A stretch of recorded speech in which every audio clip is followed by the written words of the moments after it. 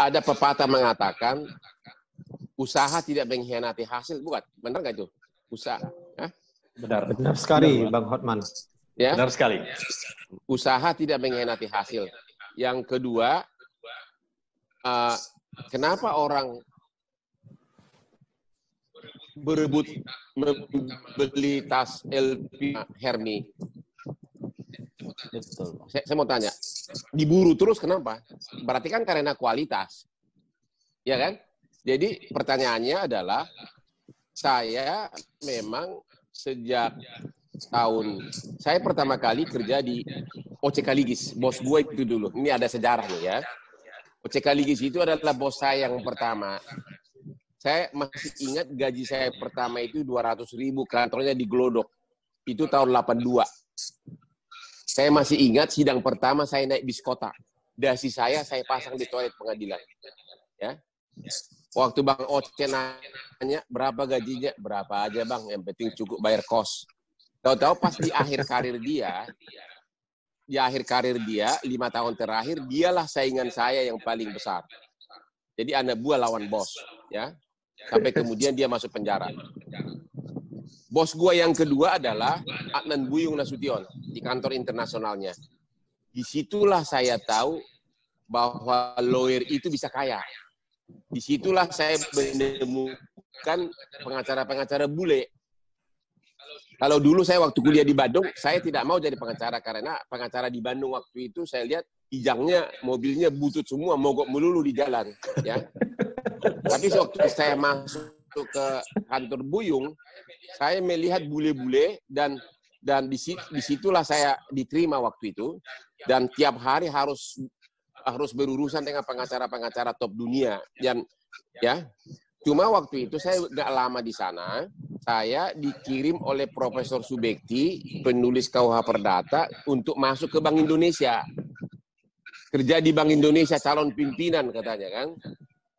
Saya tanpa mikir, saya tinggalin Buyung tanpa mikir, karena saya tergoda dengan gedung Bank Indonesia yang tebal-tebal, saya yakin duitnya banyak.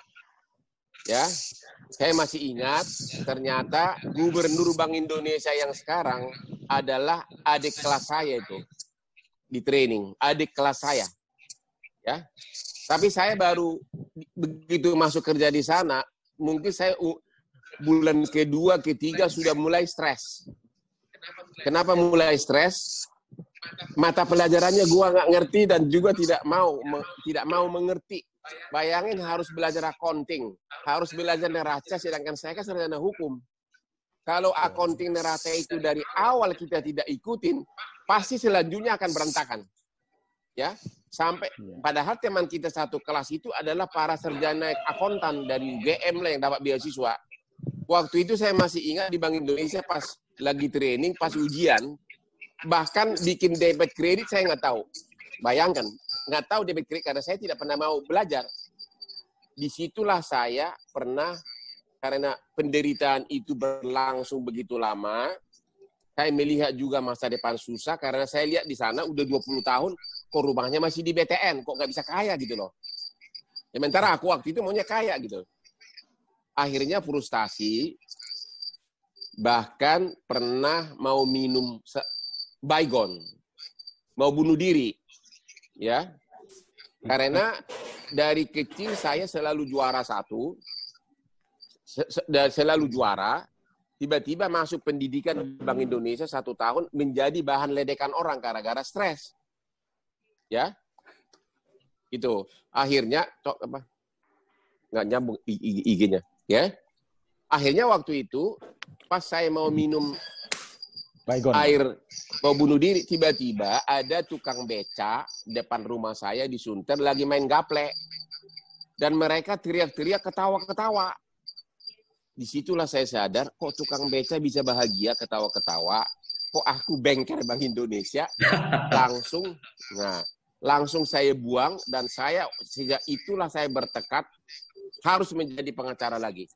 Luar biasa, Bang.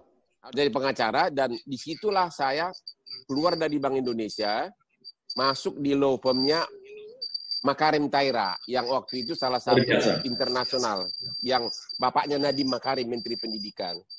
Di situ saya 20 tahun. Enggak loh. Saya 20 tahun di situ, 10 tahun jadi anak buahnya puluhan pengacara bule. Kemudian saya dikirim ke Australia 4 tahun di kantor pengacara yang pengacaranya bulenya 700 orang. Terus kembali ke Jakarta, saya jadi pimpinan dari Makarim Taira.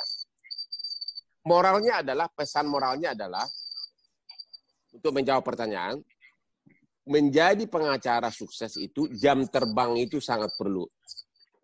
Ya. Jam terbang itu sangat perlu. Sekolah itu nanti boleh belakangan. Saya sambil iseng dapat master, dapat doktor juga, tapi saya tidak merasa praktek ilmu saya itu saya dapat dari S2 atau S3. Bahkan aku yang ngajarin profesornya. Sepakat, waktu S3. Sepakat. Ya, jadi jam terbang yang paling penting. Ya. Yang kedua, pengacara-pengacara di daerah, kalau Anda mau jadi pengacara bisnis, ya harus di Jakarta. Tempatnya di Jakarta. Karena tanpa jam terbang yang tinggi ya susah. Apalagi menjadi international litigation. Ya. Dan yang ketiga, jadi jam terbang tinggi, yang harus membiasakan membangun nyali. Membiasakan membangun nyali. Itu proses waktu. Dulu saya juga penakut waktu naik kapal laut dari Tapanuli. Waktu saya naik kapal laut dari Tapanuli nyampe di Tanjung Priok, boro-boro turun di Priok aja gua nggak berani karena nggak tahu jalan. Ya. Tapi dengan berjalannya waktu, ya kalau ada menteri lewat di mall, lewat Hotman Paris, orang akan memilih berfoto dengan Hotman Paris karena dengan gaya berliannya, dengan gaya sepatunya, ya. Tapi itu orang mungkin salah pengertian. Selalu dikira itu dalam rangka pamer, tidak. Ya. Itu bagian dari identitas diri kamu. You have to show yourself. Ya, yang kedua, convincing, meyakinkan, self-confident. Kalau kau tetap merasa self-confident, tentu cara bicara pun beda, begitu.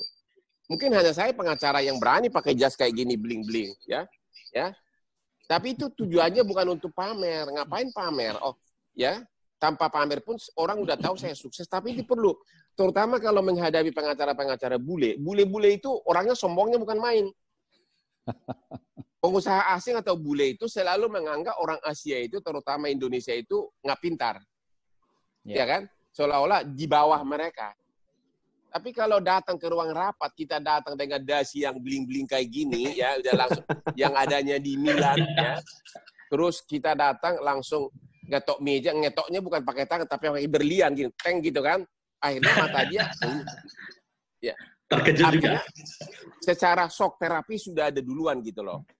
Karena lawyer itu kan kompetisi, persaingan gitu. Jadi penampilan itu sangat perlu dan nyali dibangun.